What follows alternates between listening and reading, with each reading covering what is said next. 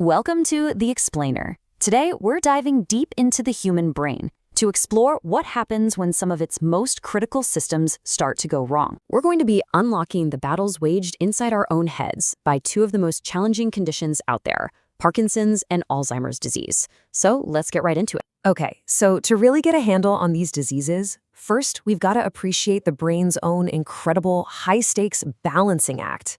It's all built on this communication network that runs on chemical messengers we call neurotransmitters. I want you to think of it like a seesaw. On one side, you've got dopamine. It's basically an inhibitory force, kind of like the off switch that helps keep our movements smooth and controlled. And on the other side, that's acetylcholine, an excitatory messenger. This is the on switch that gets our muscles stimulated and ready for action. You know, a healthy brain keeps these two in perfect equilibrium. It's a beautiful thing. But when the production of one of these chemicals starts to drop, the other one suddenly becomes way too dominant. The whole system gets thrown completely out of whack, and that's what leads to the really profound symptoms we see in these diseases. So let's take a look at our first case, Parkinson's disease. You can almost picture this as a gradual heist, where the brain is slowly but surely being robbed of its most crucial messenger, dopamine. Officially, Parkinson's is a chronic, progressive disorder. And what's actually happening is that the neurons in a very specific part of the brain, it's called the substantia nigra, they just start to die off. And these aren't just any neurons. They're the brain's dopamine factories. So as those dopamine levels fall, that on switch, acetylcholine, is left completely unchecked. It just runs wild. And this imbalance is what causes the four cardinal symptoms of Parkinson's. You get rigidity or stiffness. You get bradykinesia, which is just a real slowness of movement. Then there are problems with walking and balance, and of course, those characteristic tremors, often described as a pill-rolling motion in the hands, that are most obvious when someone is at rest. So if the problem is a dopamine deficient, then the solution has to be restoring that delicate chemical balance, right? Well, the medical approach is actually a really clever, multi-pronged counteroffensive. Treatments for Parkinson's pretty much fall into three main strategic buckets. First, you can try to replace what's missing by giving the brain the building blocks to make new dopamine. Second, you can protect the dopamine that's still there by blocking the enzymes that would normally break it down. And third, you can work on the other side of the seesaw by blocking the effects of that now overactive acetylcholine. Now this is where things get really brilliant. You can't just give a patient dopamine because it can't get into the brain, but its precursor, levodopa, can. The problem, as you can see here, is that almost all of it, like 99%, gets converted to dopamine before it ever reaches the brain, so it's useless. That's where carbidopa comes in. It's like a bodyguard. It protects levodopa on its journey so it can actually get into the brain to do its job. It's just a fantastic example of pharmacological teamwork. And this slide just lays out all the different drug families that carry out these strategies.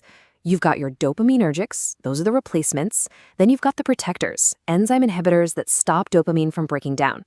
Then over on the other side of that seesaw, you've got anticholinergics, the rebalancers.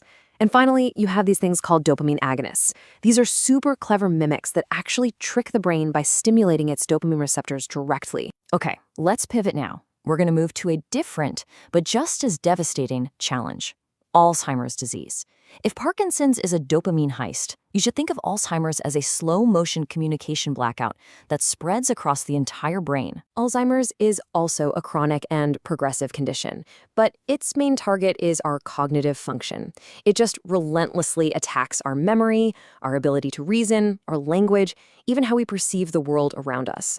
And the problem here is so much more complex than just one missing chemical. With Alzheimer's, you're dealing with this devastating trio of culprits. First, you get these neuritic plaques. They're basically sticky clumps of protein that build up outside the brain cells, like physical roadblocks. Second, you have neurofibrillary tangles that form inside the neurons, clogging up the cell's entire transport system from the inside out. And to top it all off, the brain starts to lose that on-switch messenger we talked about earlier, acetylcholine. And the damage is just widespread. For a probable diagnosis of Alzheimer's, a person has to show impairment in at least 2 of these 5 key cognitive areas. It just goes to show how profoundly the disease can impact a person's ability to remember, to reason, to navigate their world, to communicate, and even to maintain their own personality. So the fight against Alzheimer's is this massive scientific undertaking.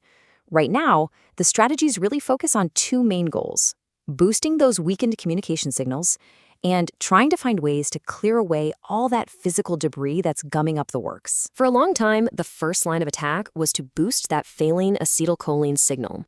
So drugs called ACE inhibitors work by stopping the enzyme that breaks down acetylcholine, which leaves more of it available to carry messages. But now we're seeing this newer, much more direct approach. These are therapies that actually target the plaques themselves.